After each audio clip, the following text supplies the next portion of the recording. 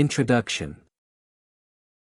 The global business environment of today demands that larger-scale businesses consider expanding their operations to maximize their efficiency and potential profits. In doing so, multiple challenges arise, forcing the management to analyze and reconsider their overall strategies. However, there are certain firms whose strategies have been exceptionally successful for the mentioned purposes, with the Starbucks Coffee Company being undoubtedly one of them. Global business environment. The capacity of selling the culture of coffee drinking has been steadily increasing internationally within the last several years. The coffee shop industry is set to reach over $204 billion worth by the end of 2027. The industry is perceived as a part of the lifestyle-centered business, with its product essentially surpassing the purely physical product in the form of hot beverages. The coffee shop customers are willing to pay comparatively high prices for premium coffee drinks because it allows them to also purchase the feelings and sentiments associated with them. Globally, the environment in the coffee shop market is somewhat contradictory, due to simultaneously high demand and the oversaturated state of the industry. An internal divider exists separating the established big brands, like Starbucks and Costa, from local artisan single-outlet coffee shops. The latter group does not maintain any global operations but remains relevant for the international business analysis due to being Starbucks' main competitor at the local level. Although Starbucks has been tremendously successful in expansion, country-specific smaller coffee retailers with their internal knowledge of local clientele and authentic tastes continue to pose a threat to the company. International strategy. In response, Starbucks has developed an international strategy of recreation and replicability, ensuring consistently high quality across its branches worldwide. This outcome is achieved via total quality control techniques and elements of localized diversification. Starbucks menus vary depending on the location of the branch, with countries with the most active clientele being able to avail the widest range of Starbucks' unique tastes.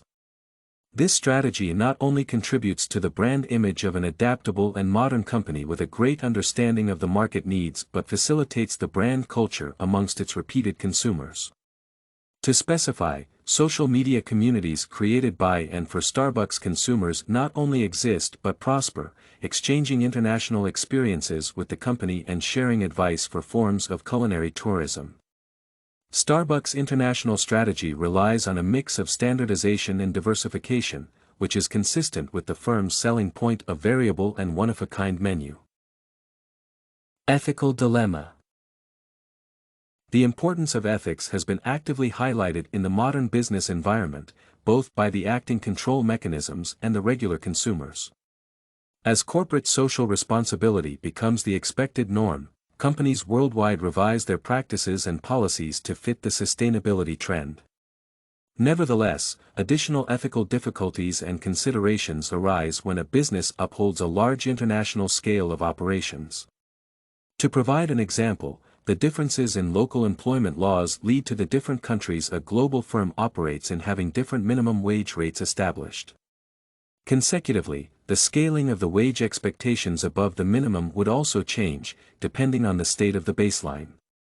As Starbucks navigates the competitive world of the coffee industry, its management is constantly on the outlook to reduce operational costs, kept consistently high by the global scale of expenses. The questions of ethics come into the equation when financial and HR departments need to assign salaries to equal positions in different international outlets of the company. The ethical dilemma emerging is particularly strong when comparing two countries with dramatic differences in the economic state. Additionally, the coffee industry itself is known for frequent violations of human rights and child labor laws in particular throughout the supply chain. Major coffee plantations are situated in overall poor countries with high levels of unemployment and low levels of job security. In this sector, Starbucks is known for solving ethical dilemmas successfully. The brand has its program of the supplier excellency it upholds across all dealings. Starbucks ensures to wield its corporate power to empower suppliers and has additionally introduced a diversity program to ensure its operations are as inclusive as possible. Management strategy. Starbucks has used product differentiation as a major strategy from its foundation, using tools such as premium product mix, locations, coffee beverage reputation, and excellent customer service to develop a premium valued brand that is difficult for competitors to duplicate. Starbucks has also pursued a well-thought-out strategy of strategic alliances and acquisitions.